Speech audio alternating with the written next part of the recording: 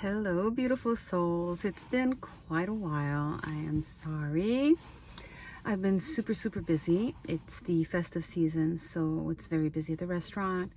And some things have come up, and I want to talk about something that I just discovered recently. And I've heard of this concept before, but I didn't really bite into it. But somebody mentioned this to me the other day because I have this new opportunity with a completely different type of job that it's just the unknown for me. And I was struggling with the feeling of, not really being qualified for this kind of job, and maybe not going to be good enough to do this work. And what the person talked to me about was this thing called the imposter syndrome. So I just watched a small talk on TED Talks about the imposter syndrome. And apparently 75% of people have this. And what it is that they feel in a position, career position that they may be in, or they can be CEOs of companies and stuff, and they have this feeling where they're going to be found out. And I made a video a little while back called "Am I a Fraud?" And that's when this girl spoke to me about the imposter syndrome. That's what came up in my mind. I was like, oh my goodness, that's the whole thing, where you feel like you may be a fraud, that you're worried you're going to be found out, that you don't have the credentials, you don't have the qualifications to be in this position. And this comes from some deep-rooted feelings of not being good enough, not being enough, and not being and just not being good enough, and a lot of self-doubt. And I know that's something that I struggled with most of my life. And that's probably why all the courses that I took in the past, like Reiki and Thai yoga and a bunch of like little things like that I never followed through, because, well, obviously I wasn't supported by my partner at the time either. And so that on top of not feeling good enough, not feeling qualified enough, not giving myself the chance of being a beginner and a learner. So I thought this was really interesting. So now I'm trying to bypass this feeling, and because there's a part of me who knows I have customer service qualification. I've been in the restaurant business for 25 years, so I am in the service industry. I'm in service of others. I enjoy working with people, and I care about people. So this new position, which I'm not going to divulge what it is quite yet, I'm just hoping that I'm going to push through. No, I will have to push through any of my fears of self-doubt and stuff. So this is the imposter syndrome situation that's coming up. And the funny thing is that I've done a couple of trainings, and I'm in the trainings, and this is not the first time this happens to me, but I'm listening to the person and I'm thinking to myself, wow, I can absolutely do this. And sometimes I even think I could even do this better than this person.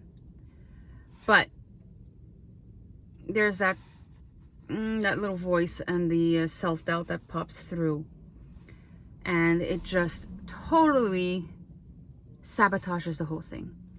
And which is, well, self-sabotage. That's why I would not push through and follow through with these new endeavors in my life.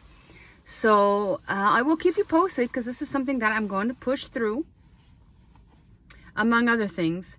So I just wanted to share this with everybody about the imposter syndrome, and to let you know that 75% of people struggle with this. And you got to ask yourself, is it really true that you don't have the qualifications? Is it really true that you're not good enough to do this? Who told you that you would not be good enough? Because somewhere, someone, or you were conditioned to believe that you were not good enough to do certain things. So you just don't even try. And apparently one of the, I can't find the word right now, but severe procrastination is a symptom, that's the only word I can think of right now, of the imposter syndrome.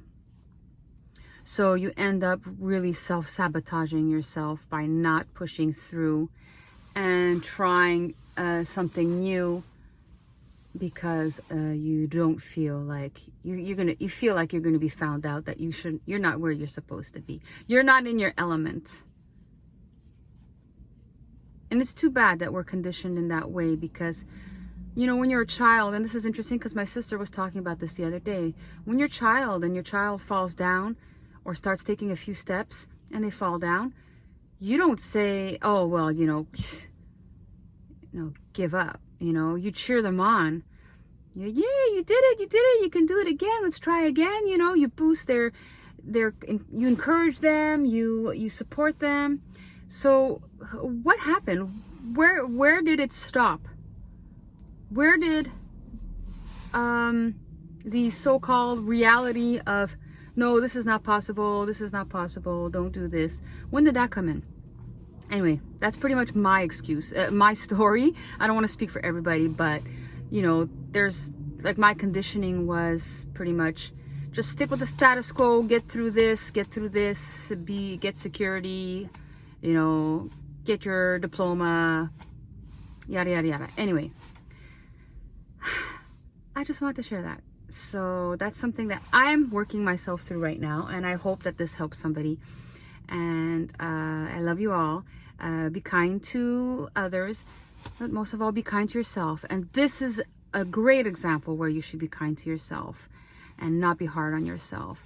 And just understand that it's just an old program of not feeling good enough and having self-doubt. Push through that barrier if you can, and you will surprise yourself. I was driving back home from the second training, and I was thinking, oh wow, what if I didn't even come here today? I would not have expanded my knowledge. I would not have been inspired by this, by the ethics of this company, and I wouldn't have known that I understood a lot of the stuff that they were talking to me about. So heck, I'm way smarter than I thought I was. I'm way smarter than I gave myself credit for many, many years. And I am, you know, discovering that I am way more than I thought I was. And I'm owning it. I'm learning to own it. So you got to do the same. All right? So be kind to yourself. Love you all. Good night.